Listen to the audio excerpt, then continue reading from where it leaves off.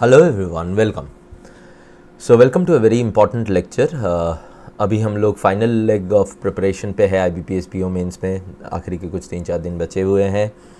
तो आज का सेशन होगा कि अभी जो आपके पास टाइम है उसका बेस्ट यूटिलाइजेशन कैसे करें।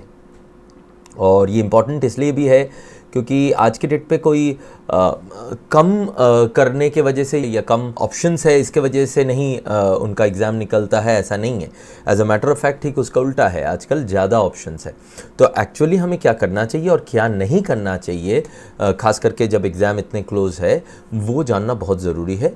तो एंड तक इसको सुनना, उससे क्लैरिटी आ जाएगा और उस हिसाब से करोगे तो आपको बेस्ट बेनिफिट मिलेगा आखिरी 3-4 दिन का। ठीक है, तो लेट्स सी हमें क्या क्या करना चाहिए और क्या क्या नहीं करना चाहिए। उससे पहले मैं आप लोगों को एक चीज़ बताना चाहूँगा कि अगर आप लोग मेरे ओपन टेलीग्राम ग्रुप के पार्ट नहीं हो तो अभी बन जाओ।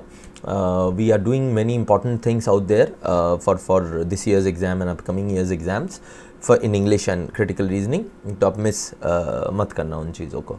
ग्रुप में ऑलरेडी 5000 से ऊपर स्टूडेंट्स है और ये ओपन टेलीग्राम ग्रुप है। इसमें जो मेरे यूट्यूब लेक्चर्स की PDF है वो भी इसी में मैं शेयर कर देता हूँ।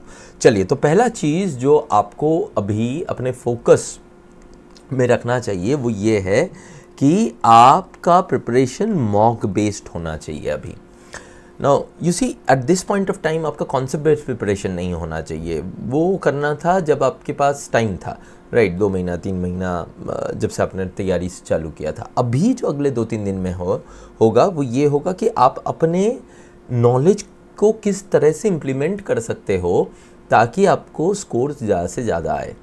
और उसके लिए किस चीज़ के प्रैक्टिस से आएगा? वो टेस्ट टेकिंग के प्रैक्टिस से आएगा। तो इसीलिए अभी आपका कोर फाउंडेशन होना चाहिए मॉक बेस्ड प्रिपरेशन।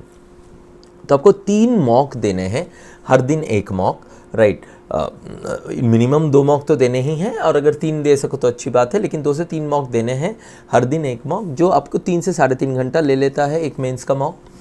एक ही सिटिंग में दीजिएगा, जिस तरह से आप एग्ज़ाम में दोगे उसी तरह से दीजिएगा। मॉक को तोड़ तोड़ के मत दीजिएगा सेक्शनल टेस्ट बना के, या मॉक को सबमिट करके उसके क्वेश्चंस मत प्रैक्टिस कीजिएगा। ये सारी चीज़ें नहीं कीजिएगा। मैंने आपको बताया था ना कि क्या क्या नहीं करना है, वो भी मैं बताऊँगा। तो ये सारी चीज़ें नहीं करना है। मॉक को जिस तरह से आप इस संडे को आप एग्ज़ाम देने वाले हो उसी तरह से आपको मॉक को देना है। तो उसमें 3.5 घंटा करीब लग जाएगा आपका।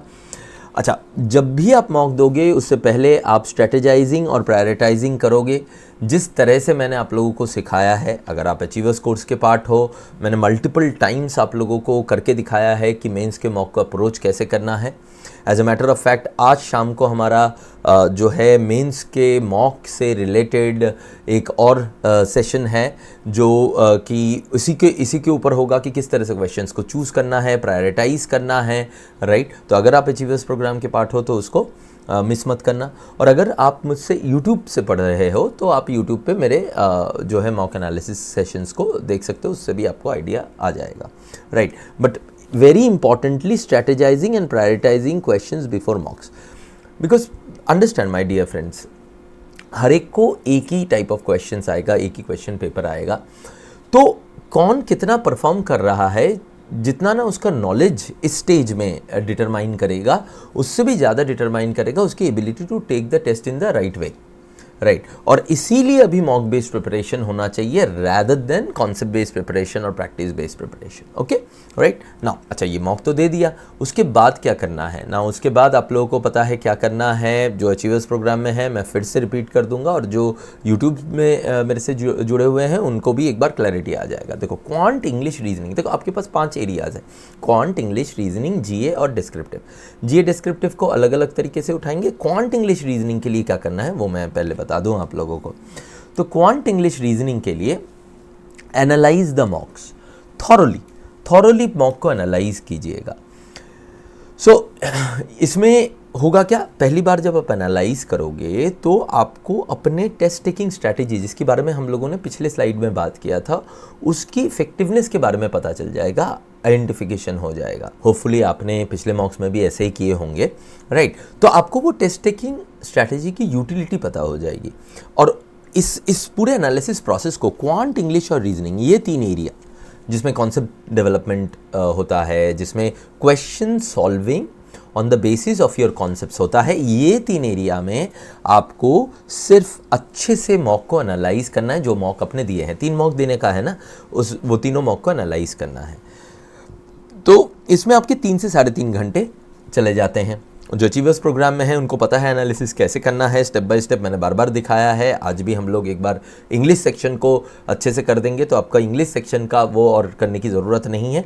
पर जो बच्चे मुझसे यूट्यूब पे जुड़े हुए हैं वो इस सेशन को देख के एक आइडिया ले सकते हैं कि कैसे एनालाइज करना है, कैसे ABI मेथड को यूज़ करके मॉक को एनालाइज करके अपने स्कोर को बढ़ाया जा सकता है।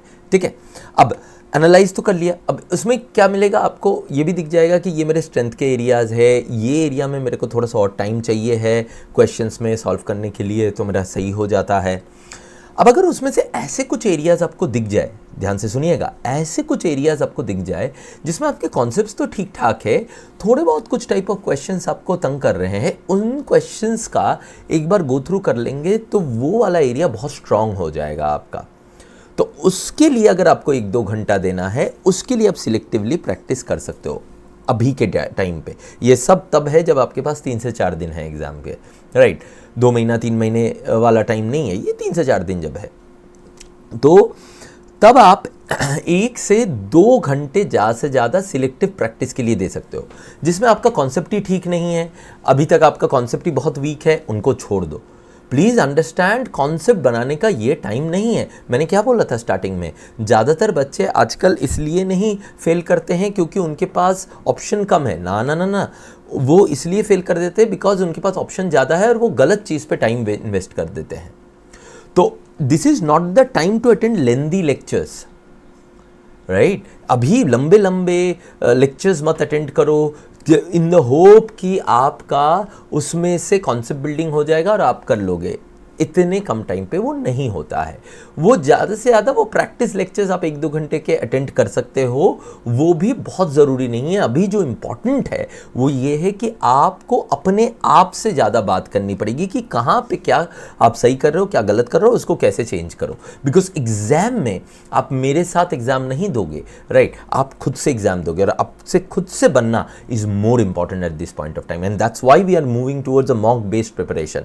आप अगर नोटिस करोगे हमारा क्वांट इंग्लिश रीजनिंग में हम वो मॉक बेस्ड प्रिपरेशन का ही एक्सटेंशन कर रहे हैं यहाँ पे।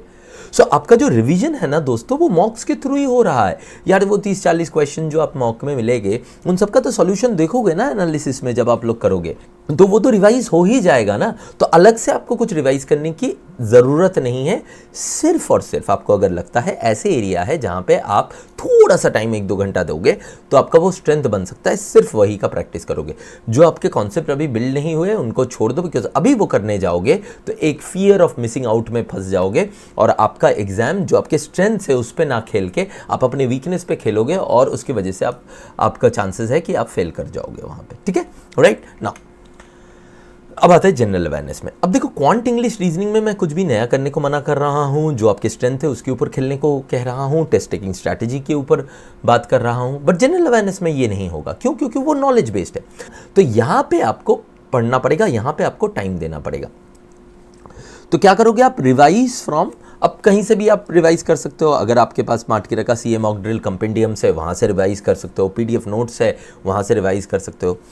अब लोगों को क्या फोकस करना चाहिए पता है? 2 महीने का रिवीजन 1 दिन में, तो 3 दिन में आपको 6 महीने का रिवीजन पूरा हो जाएगा, राइट।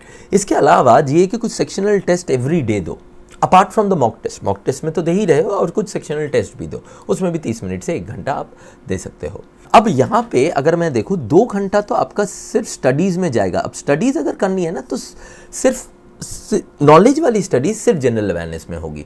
नॉलेज वाली स्टडीज अभी QER में नहीं होगा, क्वांट इंग्लिश रीजनिंग में नहीं होगा। तो और प्लस थोड़ी सी प्रैक्टिस और भी, बिकॉज वहाँ पे आप जितना रिसेंसी में पढ़ोगे उसका आपको इफेक्ट मिल जाएगा, right, unlike quant English reasoning. अब डिस्क्रिप्टिव राइटिंग, ये हमारा 5वां सेक्शन है। यहाँ पे क्या करना चाहिए? देखो, पहली चीज़ तो ये है कि डिस्क्रिप्टिव राइटिंग पे मैंने ऑलरेडी 2 सेशन लिए हुए हैं। होपफुली आपने वो देखे हैं, अगर नहीं देखे हैं तो यूट्यूब पे जाके वो देख लो। और अगर आप मेरे डिस्क्रिप्टिव राइटिंग IBPSP और डिस्क्रिप्टिव राइटिंग कोर्स के पार्ट हो, आपको पता ही है क्या क्या करना है। स्टेप वाइज आपने सारे सेशन देख लिए, तो आप प्रिपेयर्ड हो फुल्ली, और मैंने जो वहाँ पे बोला है तो आप प्रिपेयर्ड हो फुल्ली, आपको और कुछ करने की ज़रूरत नहीं है, ठीक है। और अगर आप खुद से प्रिपेयर कर रहे हो तो वो यूट्यूब के सेशंस देख लो, एंड जिसमें इस वाले सेशन से the right way to write उसको पहले अच्छे से समझ लो, बिकॉज आपको ये पता होना चाहिए कि किस तरह से आपको लिखना है। वो एक बार पता हो गया तो उसके बाद 1 से 2 डिस्क्रिप्टिव टेस्ट दो, depending upon your preparedness per day. हाँ, ये पर डे है। अगर आप पिछले 2 हफ्ते से प्रिपेयर कर रहे हो तो एक ही टेस्ट काफ़ी है, अगले 3 दिन एक 3 टेस्ट। अगर आप जो है क्या कहते हैं नहीं किए हैं, सिर्फ 4-5 दिन पहले से स्टार्ट किए हैं, तो 2 डिस्क्रिप्टिव टेस्ट करो, राइट। तो इसमें क्या है, 30 minutes to 1 hour per day जाएगा, ओके। तो पता कर लो किस तरह से करना है, एंड देन उस चीज़ को रिपीट करो, रिंस एंड रिपीट। उसी से आपका वो हैबिट बन जाएगा और वो 20+, 23+ जो है आपको स्कोर आने के चांसेस बढ़ जाते हैं, राइट। अब हमारा देखना पड़ेगा कि टोटल टाइम कितना है। तो दोस्तों टोटल टाइम कितना लग रहा है इसमें, क्योंकि हमारे पास अनलिमिटेड टाइम तो है नहीं, तो हमें टाइम को असॉर्ट करना पड़ेगा और अच्छे तरीके से असाइन करना पड़ेगा, और इसीलिए ये गाइडेंस सेशन मैंने आपको दिया है। तो देखते हैं कि जो मैंने दिया है वो पॉसिबल है कि नहीं आप लोगों के लिए, और उसमें मिनिमम कितना है और मैक्सिमम कितना है, तो उस हिसाब से आप अपना प्लान कर सकते हो। 1 mock plus its analysis would take you around 7 hours. 1 mock per day, mains mock plus उसकी एनालिसिस 7 आवर्स। सब्जेक्ट प्रैक्टिस ये ऑप्शनल है, ये 1 से 2 घंटा पर डे, लेकिन ऑप्शनल है, ये नहीं भी कर सकते हो। जिन लोगों की ज़रूरत नहीं है वो नहीं करेगा। सिर्फ किस तरह के क्वेश्चन के लिए करना है वो भी मैंने बता दिया, या कॉन्सेप्ट्स के लिए करना है वो भी मैंने बता दिया। GA revision and testing 2 to 3 hours, and descriptive writing 30 minutes to 1 hour. तो टोटल टाइम कितना हो रहा है, मिनिमम टोटल टाइम हो रहा है 9.5 to 10 आवर्स, और मैक्सिमम 13 आवर्स। पॉसिबल है, दिस इज पॉसिबल ना, राइट। अभी मेन से 3 दिन पहले you should be in a position to give around 9 to 10 hours minimum for your betterment in the test.